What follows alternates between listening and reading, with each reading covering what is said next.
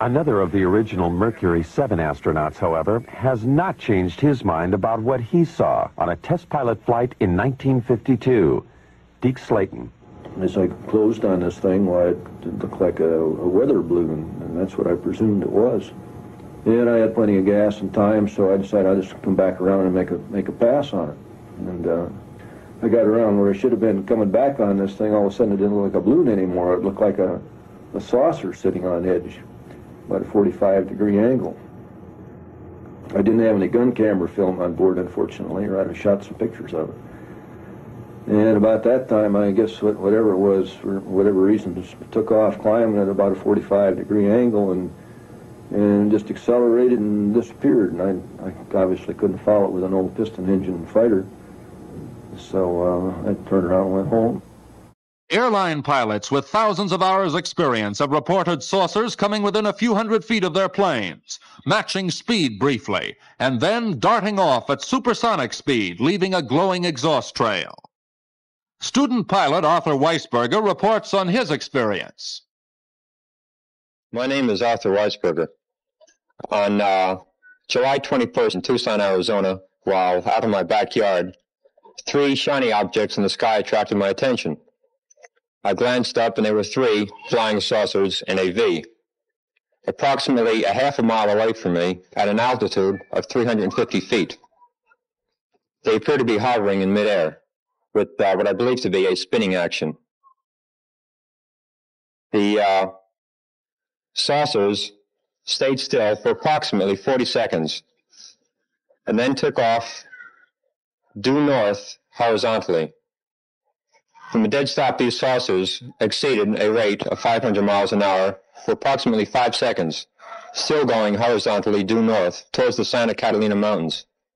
At the end of 5 seconds, they went at approximately 45 degrees straight, well, up. They exceeded 1,000 miles an hour until they vanished from sight. They appeared to be 50 feet in diameter, with what appeared to be a dome on the top, with, I can't be sure, but I believe I saw the sun glinting off of, well, windows or observation portholes of sort. Oh my God. Right when I hit record, at that second, the object was passing straight over the top of my house. And what I got on tape was a disc-shaped object turned on its side with the dome this way, the bottom part this way, as it flies over my house. It suddenly does a U-turn and then jumped about 1.5 miles in like a matter of a half a second to where I couldn't even see it anymore. So I started scanning the skies for it. Finally, about 1.5 minutes later, I caught it again. And this time, when I zoomed into the object, it was a lot further away. But it seems that it was still on its side. People need to know and realize that this is a structured, domed, metallic machine that is running under its own type of propulsion system. It's running under something that we can only dream about. Aviation pioneer Dick Russell's distinguished career includes 26 years as an air safety chairman and 5 years as spokesman for the Airline Pilots Association. He's flown virtually every passenger plane made since the DC-3. In the fall of 1956, Dick Russell was flying as a co-pilot when his flight captain pointed out the window. And I looked up and I saw an object which was saucer in shape. It was approximately 50 or 60 feet in diameter. I was stunned, and I said, "What is that?" And about that time, it zoomed across in front of my windscreen and stopped, and then flew off at about a 45-degree angle, very high speed. I said, "What in the world was that?" He said, "Well, now you've seen one." And he says, "You can't tell anybody because they think you're nuts." This UFO was in evolution, and it looked like this, with a bank angle of 45 degrees. It seemed to be a huge flying disc. It stabilized and stopped moving. We observed it over 1 minute on the left of our plane, surprisingly totally stationary in the sky, and it disappeared progressively. This large object was below us at the altitude of 35,000 feet, We were at 39,000 feet, at a distance of about 25 nautical miles. The color was red-brown with blurred outlines.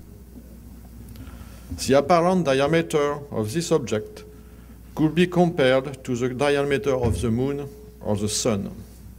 That means that it was about 1,000 feet wide.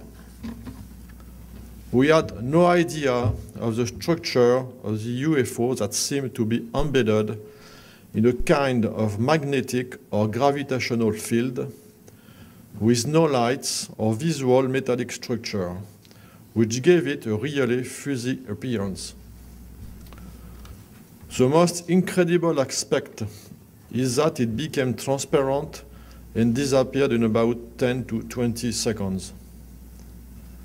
My co-pilot, Chief Steward, and I quickly realized that what we were seeing didn't resemble anything known to us. We passed over Lake Mead, and I suppose we're about 70, 80 miles short of the Mojave Desert when it happened. It began, of course, we both realized that there was something coming in our 12 o'clock at us at high speed, very high speed, which at that part of the world, you're not used to them coming exactly head on, but obviously, again, you know, both of us had the experience of a military jet coming at us at a different angle at speed. So you were quite used to seeing what in 1 second was a tiny speck on the windshield, and within a second was a very large aeroplane. So, you know, we looked at it, saw the speck coming, but it came so quick. When we first saw it, we suddenly realized it was on top of us. So we pushed. I pushed hard. I was flying, and David, as my co-pilot, also pushed hard, and we vanished, as I say, under the coaming of the instrument panel. We were convinced that that was it, that we were going to have a mid-air, that there'd be an almighty bang, and the tail would go, and that would be it, and that would be the end of our flying days. But I mean, as I say, bear in mind, I was on the airway, I was under a radar service, and I had no warning of any conflicting traffic whatsoever. But then, of course, that was when, Graham, it started to get very odd. It went over the top of us, a large shadow, a very black shadow. It darkened the whole of the cockpit, and the sky above us, of course, was, as I say, was clear blue sunshine. Was there any kind of shockwave associated with that? No, that was the funny thing. There was no sound, and there was no shockwave whatsoever. A little bit of turbulence, but that could have been me pushing hard anyway. My first concern was to get back up to my assigned height before somebody started to ask us as to what I was doing. Yes, I mean, that was your instant reaction. Our other instant reaction was, well, you know, thank goodness, what happened? There was, as I say, there was no bang. It's missed us. So yeah, it was. I wouldn't say fear. I mean, when it happened, we were both convinced that we were going to have a mid-air, because it came exactly at our 12 o'clock.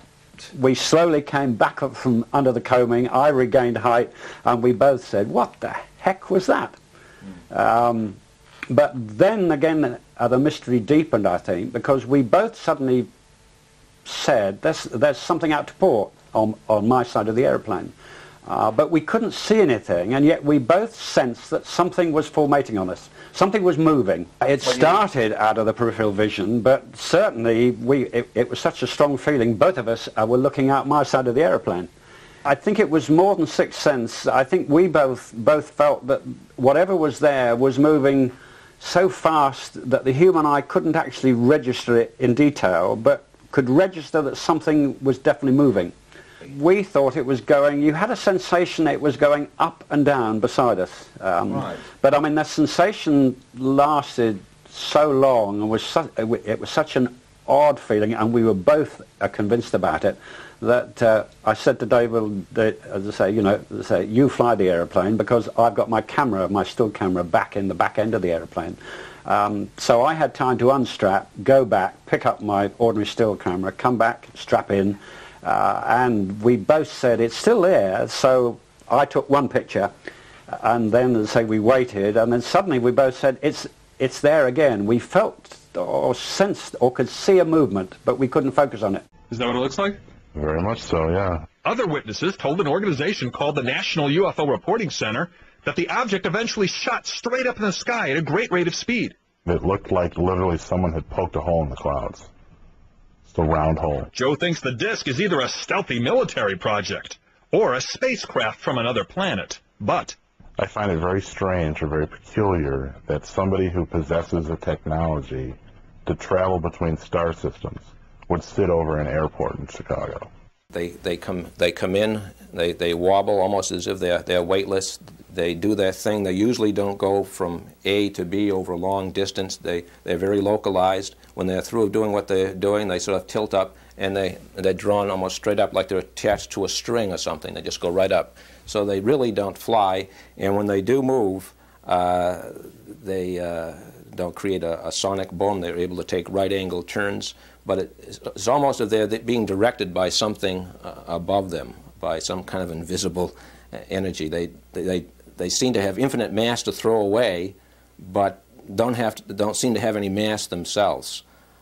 When they stop and hover, they sort of waft and wobble almost like a boat on an ocean of water, but they seem to be on an ocean of turbulent air. When they move, they go up and down like this, almost like a boat would in the water. So whatever they are, they seem to be able to almost become lighter than air and operate, and not as aircraft operate, but in a different way altogether. Right. When they take that 90-degree angle that they've been seen taking, do they wobble at that time? No, they usually wobble just before changing direction after hovering. The 90-degree angle seems to be a 90-degree turn without a curve radius at all, which seems to be almost impossible when we think of our own aircraft and we think of our own physical makeup. What would happen to us if we did something like that? Now, my gaze was captured by 3 luminous discs over the coast of Santa Monica, arranged in triangular fashion. I watched these discs for approximately a minute, and then suddenly, with intervals of 2 or 3 seconds between the disappearance of each disc, they disappeared, one followed by another, and they all went in a path of a northwesterly direction, leaving no trail whatsoever behind them. What was incredible was the fact that they seemed to vanish as if the sky was nothing more than a sponge. That's how fast they seemed to disappear. We saw 9 UFOs hovering above the horizon, and they were just sitting still. And we looked at them through binoculars. They were more or less triangular shaped, and they had flashing lights, and I believe they were amber covered lights, and there was 9 of them, 3 formations of 3 each, and they hovered there for a while, and then they started slowly moving away, and then just like that, and they were gone. They moved away very rapidly, just like that, and they were gone. Yeah, and I was watching. They didn't leave any kind of contrails or any exhaust from the. We couldn't see any exhaust from the aircraft or spacecraft, whatever they were. Another UFO video that was submitted to the Mutual UFO Network appeared to have that same acceleration, but the picture is even clearer. Again, the object hovers without a sound and appears to be a solid reflective sphere. Then, without so much as a shudder, the object streaks out of frame. 3 similar images caught within the viewfinders of 3 separate videographers. Could it be a collective hoax? The experts say no. But the question remains, why are these objects appearing over Gulf Breeze? This particular sighting in itself was a landmark sighting in that it actually showed the UFO disappearing or leaving, as it were. See it coming in here, it's very indistinct, appears to be moving relatively slowly. So here's a slowdown of the same video, object hovering there motionless, and zips off instantaneously, barely make it out as it zips off to the right. The object was about 3 miles away on the left side, got up to about 2 miles away on the right side, was doing about 4,000 miles an hour. This footage, taken by Mr. Fuentes, an engineer, is some of the most dramatic ever taken. This is the first hyperjump ever recorded. Again, in slow motion.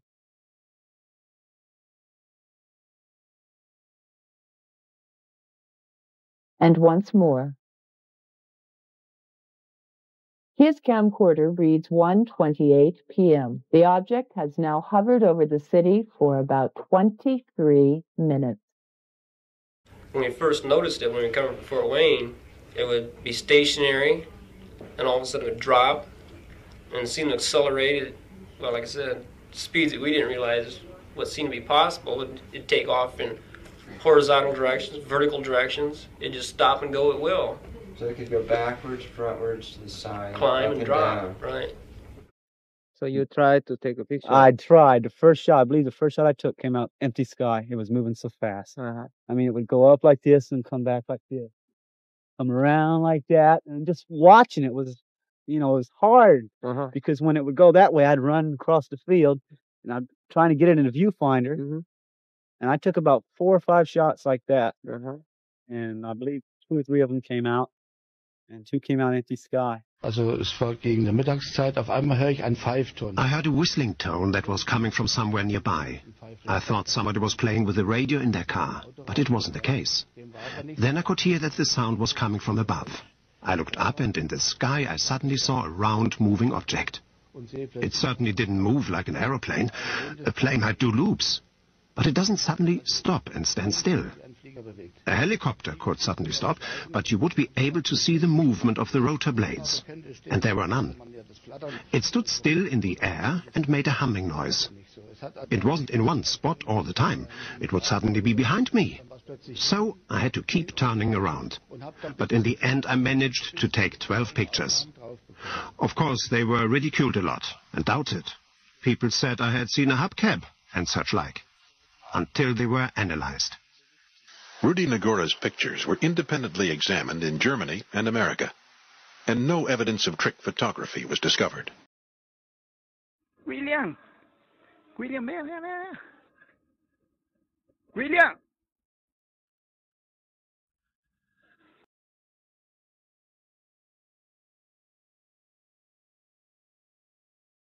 Staff Sergeant Bill Smith was in charge of security for 10 nuclear missiles. That night, he reported seeing strange objects. These objects would rise, they would speed up, they would slow it down, they would hover, they would dart very quickly one way or the other. We were just not really sure that these were things that we could explain. Every person we spoke to in Biela Gorovice said they saw a flying saucer on that day. They told us it was huge, about 900 feet in diameter. For hours, it hovered over the nearby ballistic missile base, where Lieutenant Colonel Vladimir Platunov worked as a missile engineer. It looked just like a flying saucer, the way they showed them in the movies. No portholes, nothing. The surface was absolutely even. The disc made a beautiful turn like this, on the edge, just like a plane. There was no sound. I had never seen anything like that before. The night 30 and 31st March, we had an observation on the radar, and in addition, a visual observation on the ground confirmed by the police. We decided to send 2 airplanes in the air around midnight. This video of the F-16's radar track of the object showed the performance of a vehicle of a totally unknown origin. The Air Force were at a complete loss to explain their findings. A press conference was called. What these pilots detected was well outside the normal flying envelope of an airplane. Sometimes they had what we call lock-ons, which gave a parameters varying from speeds between 150 knots till 990 knots. An acceleration which occurred in a few seconds. These speeds would be impossible to tolerate for a human being. That's a first point. The second point is the visual observations always describe a system, a machine, which hangs and hovers above the surface at quite a low altitude without making any noise. Now, with the current technology, that would be impossible. As we got close, within about 30 or 35 miles, the lights seemed to have a pattern. They were elongated, but it was not a circular type pattern, possibly the length of a couple of ships or 2 aircraft carriers and the width of 2 aircraft carriers. After observing this for a while, we got within a range of, say, 30 miles, the lights went out, and all we saw in the water was a small halo. This small halo started its approach towards us, turned to an orange, to a fiery red, to almost a purplish red, and at about 400 or 500 feet below us, it stopped its movement. I had already disengaged the autopilot in order to try to go under this craft, because it looked like we were on collision course. And at that time, I noticed that it was not sitting level. The craft was sitting at an angle, about 45 degrees off the bow, and it was staying with us. So it continued to move with us for a few seconds. And of course, behind me, the additional crew was standing, and they scattered all over the cockpit. A couple were injured. Then it started its movement away from us, and at that time I could tell it was an intelligent craft of some kind, guided. It came up to take a look at us, and then it started its movement away from us. At that time, some other crew members came up and it looked at what we were observing. I put the autopilot back on, set my course, and walked back aft, and Dr. Mosier was sitting back there, and he was a commander in the Navy at the time. And I asked him, I said, "Doc, did you see what we saw?" He says, "Yes." He says it was a flying saucer. I didn't look at it because I don't believe in such things. So at that time, I rushed back to the cockpit, and I told Lieutenant Jones, who had taken my seat, I says, "Al," I says, "whatever you do, don't tell anybody that we saw a flying saucer, because they will probably lock us up when we land." So he said, "Well, it's too late," that I had called Gander Control to see if they had anything on the radar. So at that time, we knew that they knew that we had sighted something. In 1942, in June, we went on the bombing mission. I was flying bombers, Wellingtons, over Ruhr, or otherwise so-called Happy Valley. And the trip was, we performed everything what was necessary, dropped the bombs on the target, and on the way back, while we were flying over the Zuiderzee, which is the part of Holland, my rear gunner reported an aircraft approaching from the rear. I told him that if this object comes too close, then we'll have to open the fire on him. And my idea was that perhaps it was a German fighter aircraft equipped with the searchlight in the nose. So when this thing came close, I wouldn't take any chance on it, and I told my rear gunner to give him a blast. So then he opened the fire on him, maybe 200 yards. And at that distance, this object was almost the size of the moon, which was also visible at the same time, maybe possibly a bit bigger. We used the tracers in the machine guns. There were 4 machine guns in the rear turret, and while this rear gunner was shooting, we could follow exactly the trajectory of the shells which were entering that particular target. Now, the peculiar thing about it was that those were just going in, and that was the end of it. They wouldn't fall down. And so-called tracers, those tracers would just enter, and that was it. Now, that lasted for possibly, I don't know, maybe 2 minutes. And after that time, this shining object suddenly changed the position, and at a terrific speed moved over to our port side, almost at the same distance, about 200 yards from the wing, and then it stayed there. Of course, then both rear gunner and the front gunner opened the fire on my order, and I could see the tracers entering the target again from under two angles, at which I was sure that this was pretty close to 200 yards then, because you could see the angle of crossing the tracers. After a while, it moved up, took off at fantastic speed at least 45 degrees angle, and they just disappeared between the stars.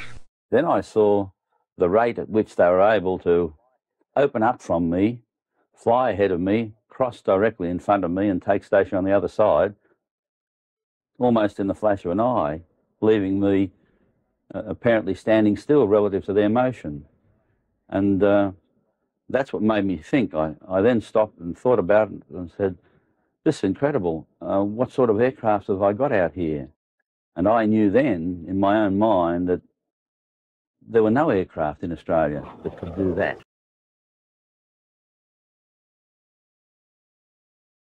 This object was not crashing. It was now hovering, motionless, apparently in full control, just sitting there in the sky. But no sooner did he watch this when it suddenly accelerated at, he says, tremendous speeds, making 90-degree turns without slowing. And it took off to the west. As he says, I snapped my fingers and it was gone. Couldn't see nothing. I was just about to make this left turn when I noticed this large ball of flame. Well, it was almost upon me. I had hardly time to think, but it looked like it was coming right straight at me. I'd say it was the size of a football field. It looked like a cigar. It wasn't pointed on the ends. It was rounded on the ends. Then, when it did move, it lurched real sharp, 90-degree angle. When it lurched and took off, I don't think I would have been able to more than snap my fingers once and it was gone. Gone. Couldn't see nothing. At about 11 o'clock or shortly after 11, we had come back onto Highway 36, and I noticed this brilliant light back over towards the San Bernard River area. A smaller blue light seemed to appear right out of it and go a short ways from it and stopped. I called Bob's attention to it, so we pulled over to the side of the road, and that thing was right on top of us. We heard no sound. The purple light was pulsating. It completely inundated us in the patrol car.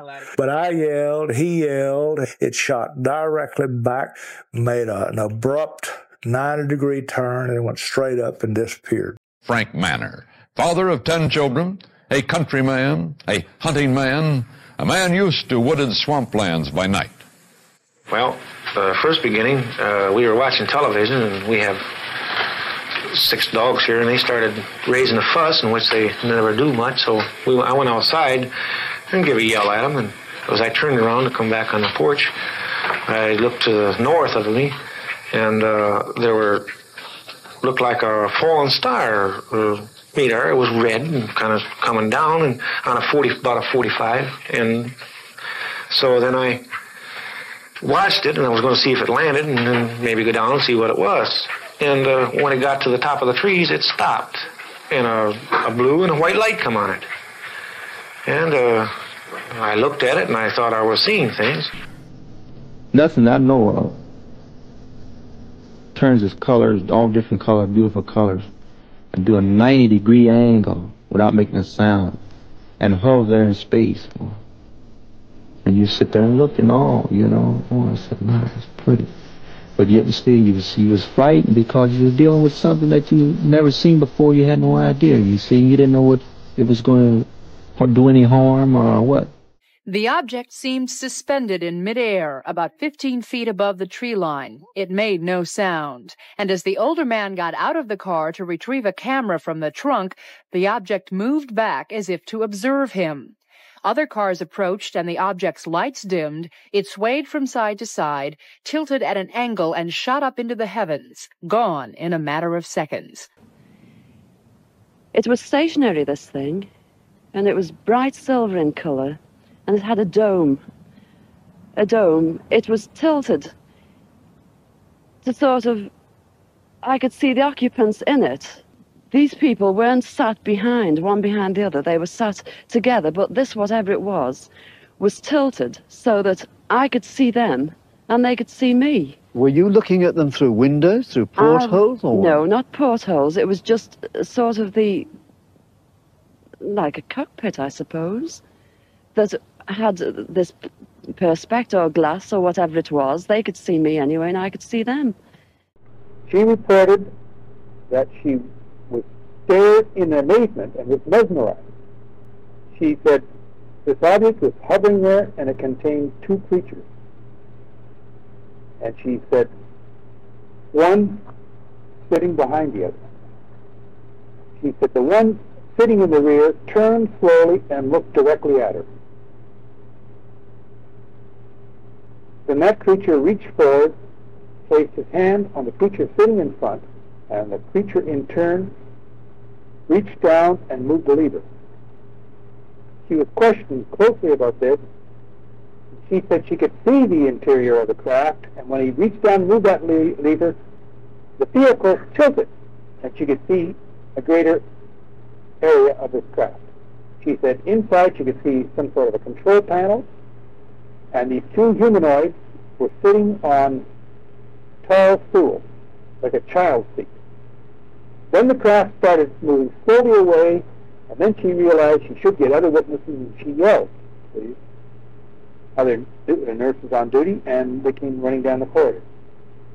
I was looking out the window, and all of a sudden I saw a strange object in the air, which was roughly 100 feet higher than the road was, so that the blue sky was behind it, and it looked like a flying saucer. And I thought, oh boy. And I wiped the windshield with my left hand right off and a cloth to see if there was something hit the windshield, and then that didn't do anything, and I went like this so it wasn't a glare on the windshield, and I kept watching it all this time, and I said to my friend, said, "Do you see that?" And he said, "Yes." And I said, "Well, I guess I'm not nuts. I see it very clearly, and it's staying parallel with us." We were going about 45 up the hill. And it looked like a typical flying saucer, and it once tilted like this. It was roughly, I would say 80 yards from the truck, and it looked like it was about 100 feet in diameter from the bottom. So there's a little bit of shadow under it, because I could see the bottom, and it had that dome on the top, and it had a little bit of a dome on the bottom, I guess, but who knows what it was. It was shadowed. The size, was amazing. And here they're coming down. With speed, I just can't describe. Amazing speed. Mahalik says one of them stopped, suddenly accelerated, then disappeared. The other landed about 50 yards away. He watched in awe. It was just there in the bushes, and I said, no, it's coming up. It sort of came up, and it was, you can see the spinifex and all the scrub sort of blue colour, but it was shaped like that. A little was window. Was that the same as your painting? It was the same exactly. Came back. Yes, and I said, there it is again. I said to the nephew's wife, see, that's exactly the same flying saucer that we saw at the Honeymoon's Gap. And she couldn't believe it. She looked at it and she looked at it. It is. And I said, see all them little windows? And then after that, keep looking, because my nephew didn't want her to look. He was so frightened. And I said, we keep looking, and then all of a sudden it just went. It was in the trees over there, like in the trees, like glinting, and like there was somebody on the ground. And then what happened? And then he walked towards us, and he walked back again, and they just went. How? How did they go? It just went all of a sudden. What, like helicopter? No, just went. It was oval, and it had three sets of lights underneath it. And it just kept stationary in the sky for 5-10 minutes, and then at some point it just took off and went south in a fashion without gaining momentum, but just going straight off with accelerated speed beyond what I was used to seeing. An unusual object described as being 60 feet in diameter with 4 bright white lights was seen to hover in the sky over the Shag Harbor area, tilt at a 45-degree angle, and then drop into the sky and hit the surface of the water. My friends called me to come outside, and we observed a bright light quite high in the sky. It looked like a star, but was much brighter. The light tracked at a high speed and came to a stop, altered direction, and accelerated to high speed, stopped again, and it proceeded across the sky in this manner until it disappeared into the moonlight. On September 20th, a newspaper reporter was on the flight deck of the carrier. He had a color camera with him, and he said he turned down the flight deck and noticed a group of guys looking up into the sky. He ran down there and noticed a large spherical object hanging in the air. Everybody was looking at it, so he had his camera. He decided to take some shots. And when he ran the exposures, he said the object accelerated, took off at high speed, disappeared. And then the next most amazing thing happened on the next page. It tilted on its axis and gave me a real good, clear look at the surface. The whole of the surface, the dark grey that you can see, was actually, it looked like it was organic, like it was alive, it was moving. The best way to describe it is like at night time when you see moonlight shining onto a lake, you've got a slight breeze and there's a ripple on the lake and you can see the white and the dark. It was like that. But all of these silver lines that have been shown were raised off the surface in actual 3D. They came off the surface, ran up the body, turned at 90 degrees and back down on themselves again. Could you relate the times you went up there with the Lazar looking for craft yourself? We went up twice. The first time was not the first time he knew it was going to fly. He knew it was going to fly just after sunset, and that was March 22nd, 1989. And we drove up there with Gene Huff, and we had my motorhome. And we pulled in just as it was getting dark, and I was setting up the Celestron scope. And they were outside looking. They said, "Here it comes." And you can see this real bright light coming up from behind the range. So I got the Celestron scope hooked up and got it focused in, and I had, maybe about 15, 20 seconds. I don't have the scope here, but it's 8 inches, and it's a huge scope, and the disc, pretty much filled the field of view, and it was tilted like about 30 degrees. It was kind of yellow-orange, and it was kind of diffusing, and I just saw it just as it started to go back down the mountain. And we waited a couple hours that night and didn't see it again. Let's start with Norman Mascarello. He was hitchhiking between Amesbury, Massachusetts and Exeter, New Hampshire. And he was going along this farm road, and all of a sudden, to his right, the whole field lit up, a bright red glow. He said it was just almost as bright as dawn or daylight. And he looked, and this object, about 85 to 90 feet in diameter, was coming across the field directly at him. It was carrying 5 bright red pulsating lights, which flashed in sequence 1, 2, 3, 4, 5, 4, 3, 2, 1 over and over again. And as it moved across the field, it was tilting. He took one look and got up against the stone wall, terrified. The object continued across the field and stopped and hovered over a house a bare 30 feet from the boy. It stayed there for a long 5 minutes, and then it moved back over the field. Norman got up and started pounding on the door, and here it was about 1:30 in the morning, and he woke Mr. and Mrs. Carl Russell up, and they came to the window and looked out, and he shouted, "I'm been chased by a flying saucer, let me in." And they thought he was drunk or something. They wouldn't let him in at all and told him to get lost. So poor Norman took off down the road toward Exeter. He was picked up by a car and was brought to the police station, and that's where Officer Bertram comes into the act. Officer Bertram returned to the field. They walked across the field together, flashing their light, the officer flashing his flashlight around, looking for the object. And Bertram said that he was just about to give up when the boy yelled, "Look out!" here it comes. And sure enough, he said at treetop level, coming right at them, was this big object carrying 5 bright red pulsating lights. Bertram said that the boy just stood petrified, and he himself drew his revolver before he knew what he was doing.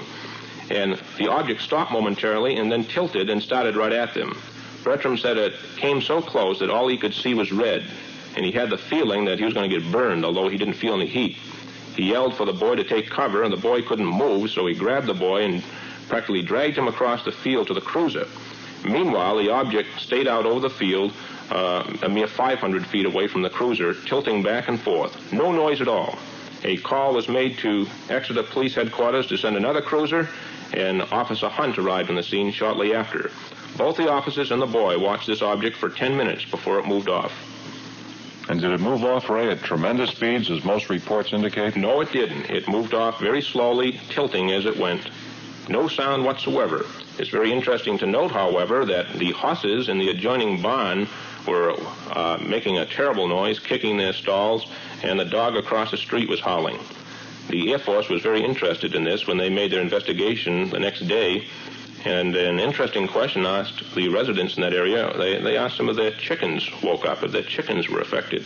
Is that so? And this is because a chicken has a different hearing range than a horse or a dog or a man. In other words, there might have been a sound of this thing which the human ear couldn't have heard, but maybe chickens did. That's right.